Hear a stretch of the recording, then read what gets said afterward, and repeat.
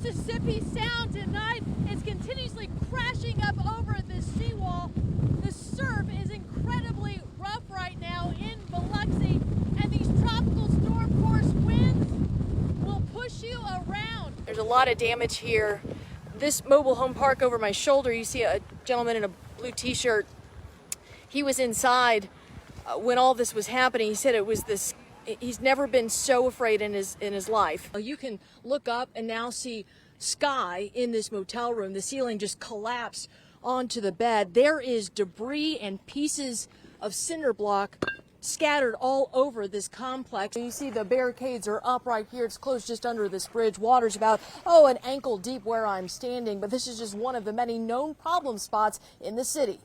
Tonight, an NBC 15 News exclusive video obtained only by NBC 15 News shows the violent brawl in Bayou La Batterie over Mother's Day weekend.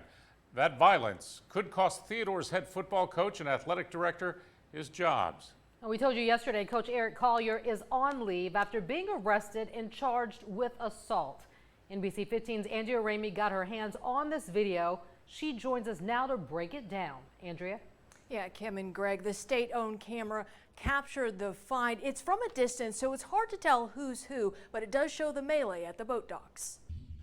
Put the bag on that head and tie it up. She can't breathe. Tonight, we are investigating a disturbing Facebook Live video that captures domestic abuse with two young children present in a Pritchard home. Police are looking for 42-year-old Edward Moore. He's wanted on a domestic violence charge. A worried observer sent this live stream to NBC 15's Andrea Ramey yesterday. Andrea confirmed the woman and children are safe tonight. They are okay, and that was my concern watching it. The tipster told me this occurred in Mobile, so I immediately notified Mobile police. By late afternoon, I confirmed this actually occurred in Pritchard, and a warrant had been signed for Moore's arrest. A warning, this video is unsettling and contains graphic language. You need some help breathing. A woman is noticeably upset sitting on the couch fixing a girl's hair in this Facebook Live video that police say was shot by suspect Edward Moore. Police say he's the one narrating the abuse. We blurred their faces to protect their identities. You want this over your head? It's gonna help you breathe to the pedal where the meat wagon get here. It'll help you breathe to the coroner get here. Moore orders the little boy to put a plastic bag over the woman's head. Put the bag on that bitch head and tie it up. She can't breathe. Pass the bag over her head tight as you can and make sure she can't get out of it. The boy walks over and tries to put the plastic bag on her head, but can't, and is obviously confused by the situation. Put the bag over her head. She can't breathe. I'll show you how to do it. I'll show you tie it tight around her neck. Moore says he's upset because the woman called the cops on him. Yesterday, my family acted a fool. Me and my girl got into it. They went in my car, stole my dope, my weed, and my pills. She called the law on me. Mobile police arrested him Friday for drunk possession. It's hardly his first time behind bars. Jail records show he's been booked into Mobile Metro Jail 18 times in the last 23 years and has been charged multiple times with domestic violence and harassment. Court records show his first domestic charge was assault third in 1998. Bitch called the law on me for nothing. At this point in the live stream, Moore makes a sinister claim. Nah, I shot this bitch and I don't see none of them coming over here to help her. Where the rest of them at? I got a clip full of bullets. This hoe finna die in front of her children. I'm finna make my son pull the trigger. Show them folks how you walk. Show them how you get that new walk you got since yesterday. Is that woman okay? Do we know how she's doing? She is okay. She's staying with a family member now at this time. Corporal Horace Jackson says someone watching the live feed called 911 Monday morning, and officers responded to the 8-mile home. But Moore had already left. Police say he strangled the woman and beat her with a chair. And also he slapped her in the face with an open fist. She was upset at the time of what was going on, and she feared for her life. We spoke with the victim today, who said she did not want to talk. Police also say DHR has been contacted. It disgusted me because no child should be subjected to that kind of situation. Police say right now Moore is facing a misdemeanor domestic violence charge, but could also face a felony charge for domestic violence. He has been a menace dealing with domestic violence and other misdemeanor situations. Sadly, Pritchard police say they are called to domestic violence situations 65 to 70 times a month. There is help available for victims. Penelope House has a shelter and a 24-hour crisis hotline. We've put this information also on our website, mynbc15.com. Andrea Ramey, NBC 15 News. NBC 15's Andrea Ramey broke this story yesterday. Andrea, you're continuing to dig to get answers.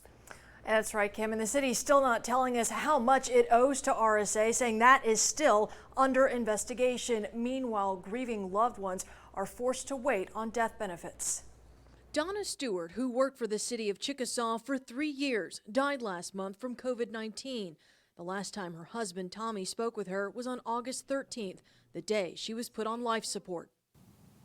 It was tough. Still is. She's one of 2 city workers who died last month from the virus. John Manning, a 37-year-old single father, died 11 days after Donna. Tonight, both families are frustrated with the city of Chickasaw after being told the city could not certify their Retirement Systems of Alabama application for survivor benefits. I've been to the city 2 or 3 times. It's the same answer. There's a problem and they're trying to figure it out. So that's what we get. Yesterday, we exposed what that problem was. An attorney for the city confirmed a former employee had stopped making payments to RSA, saying the employee, quote, dropped the ball. How much is owed, the city says, has yet to be determined. The attorney also says they're investigating to see if any money is missing. Today, the attorney told us they hate they're in this situation, but the city must make sure all of the paperwork is in order with RSA before it can certify the form, and is, quote, bending over backwards to get it done. But that's not reassuring to Tommy, who had to fork out thousands to bury his wife of 16 years. It's anger, frustration. I mean, there's nothing that you can do or say that makes it better until you tell me it's being processed. And tell the Manning family the same thing. It is unclear tonight how long it will take to get all of this sorted out with RSA. The city says it is working to get caught up with RSA. Coming up tonight at 6 o'clock, how sources are describing to us the state of the books at City Hall there. In Mobile tonight, Andrea Ramey, NBC 15 News. After she says her plumber bailed on the project, leaving her without a functioning bathroom since July. Our community watched that report and is now reaching out to help. NBC 15's Andrea Ramey joins us now. Andrea, you connected her to some kind-hearted company owners. Yeah, that's right. Several companies reached out wanting to help her for free, and now repairs are underway. We have running waters now. It's a sound she hasn't heard in months, the sound of running water in her bathroom sink. I thank God for everybody. I thank God for Jesus. This Tolmanville woman, who we'll call May, says she's too embarrassed by what happened to show her face or reveal her full name. In July, she hired Amazing Grace Plumbing to remodel the bathroom to make it handicap accessible for her elderly parents. A project, according to the contract she provided, that was supposed to cost $3,650. Receipts she provided show she paid more than $3,000, but was left without a shower, no running water, and there were problems with the toilet. It backed up. It was a sewer in the house. We reported what happened to her last week, a report that got the attention of the Drain Busters owner. So, well, we should help that woman out. This week, Bruce Marski fixed the toilet and reconnected the water in the sink so May can wash her hands. But he's not done.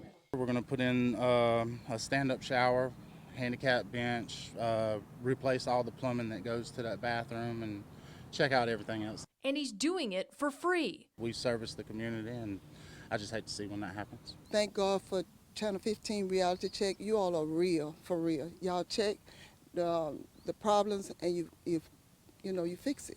Today, we finally heard back from Amazing Grace's owner, Kevin Patrick, who, according to the state, is no longer a licensed plumber.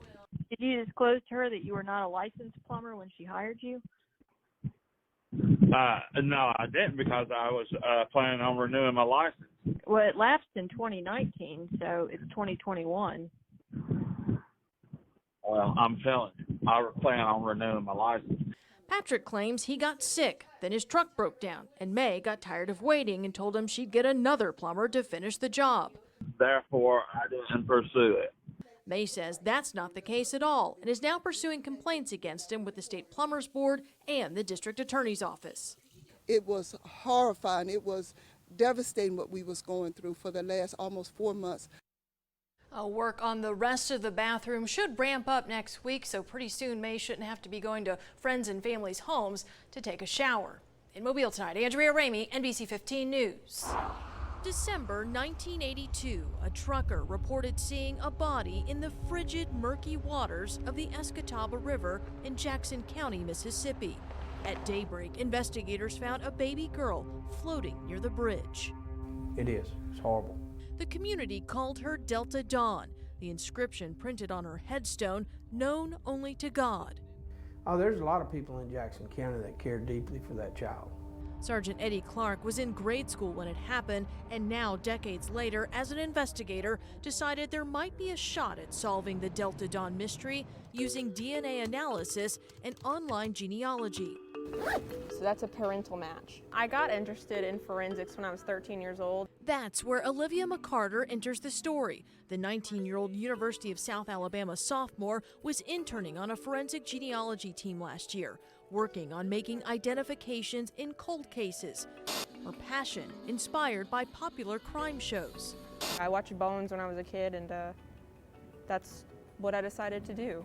Through her internship, she helped identify a John Doe who drowned in Missouri in 1979 and a Canadian killer who raped and murdered a 9-year-old girl in 1984. Some of us cried ourselves to sleep at night because we couldn't solve it quick enough. It was her third case that hit closer to home, finding out who was Delta Dawn. Growing up in Grand Bay, McCarter knew about the case. And I had visited her grave before we got the case. Just to do it, you know. Somebody had to remember. Olivia, is she your youngest intern? I think she's still our youngest intern. I recognized her talent before I even started the internship. For Redgrave Research Forensic Services, Delta Dawn's case proved challenging.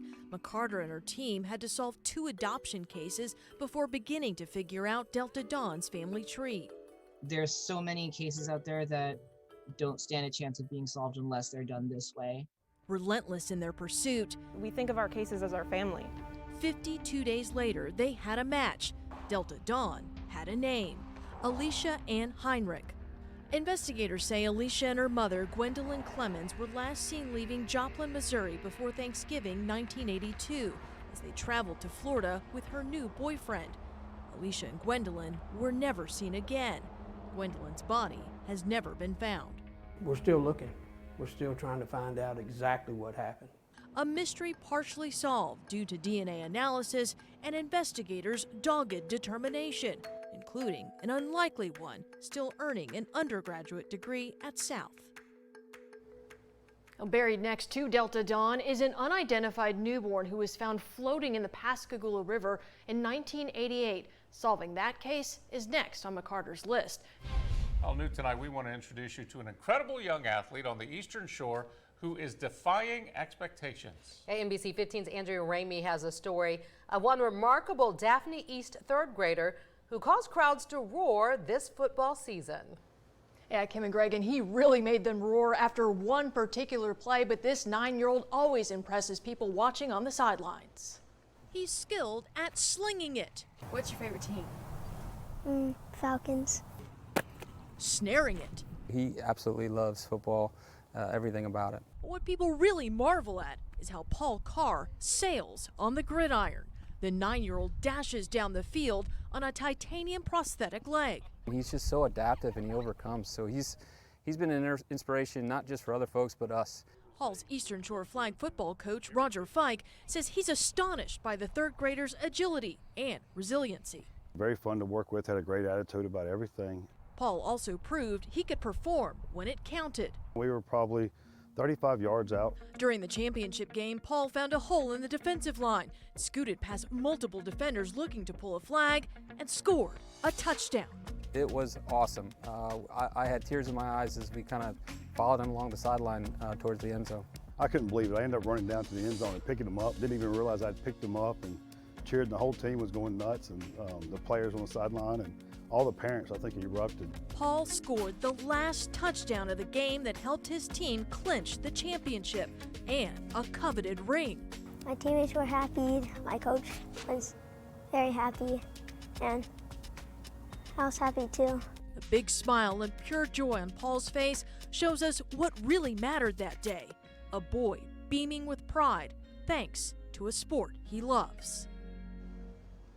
Paul is an amazing kid. His parents say that they are so thankful to the league, the coaches, and particularly Paul's teammates who embraced him all season. They say he plans to come back next season. In Mobile tonight, Andrea Ramey, NBC 15 News.